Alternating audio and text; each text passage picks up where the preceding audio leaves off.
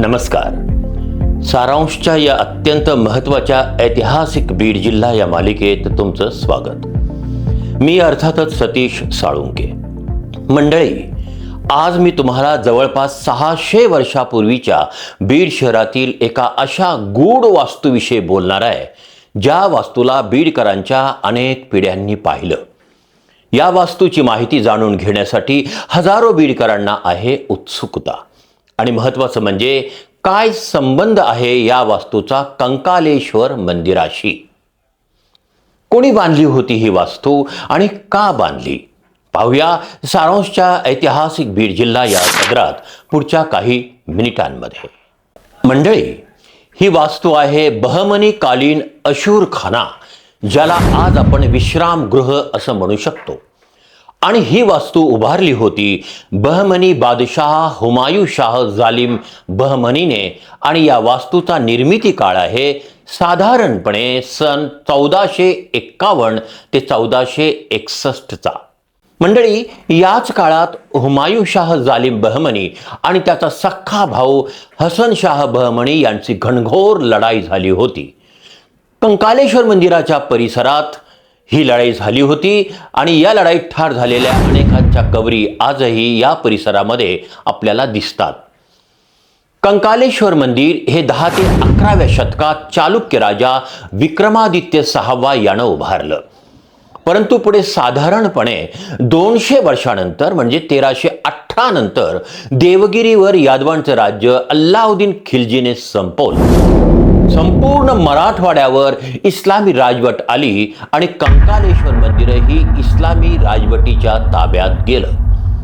ऐतिहासिक दस्तऐवजांनुसार नंतर कंकालेश्वर मंदिराचं रूपांतर खानकामध्ये करण्यात आलं.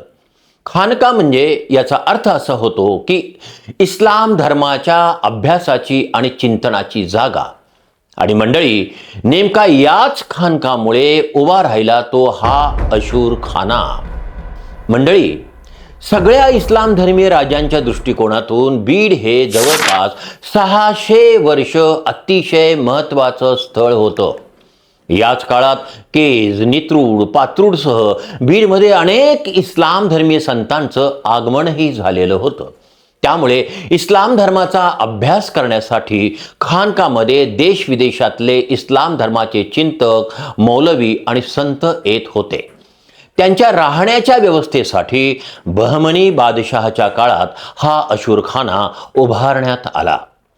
या अशूरखान्याचे स्थापत्य अत्यंत उल्लेखनीय आहे.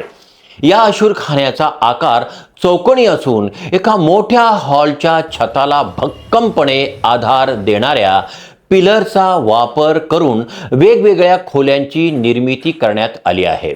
मात्र कोणत्याही खोलीला स्वतंत्र दरवाजा नाही हे विशेष. या पिलरचा वापर करूनच प्रवाशांना राहण्याची वेगवेगळी पण स्वतंत्र व्यवस्था करण्यात आलेली आहे. संपूर्ण बांधकाम हे बहमनी कालीन स्थापत्याचे उदाहरण असून कणखर दगडामध्ये सर्व पिलर आणि भिंती उभ्या आहेत. काही ठिकाणी घोडे बांधण्यासाठी देखील स्वतंत्र व्यवस्था केलेली दिसते. आलेल्या अभ्यासक मुल्ला मौलवींसाठी पिण्याच्या पाण्यासाठी विहिरीचीही व्यवस्था करण्यात आली होती. या विहिरीवर 4 ओळीचा पार्शियन आणि उर्दू भाषा मिश्रित शिलालेख आपण पाहू शकतो.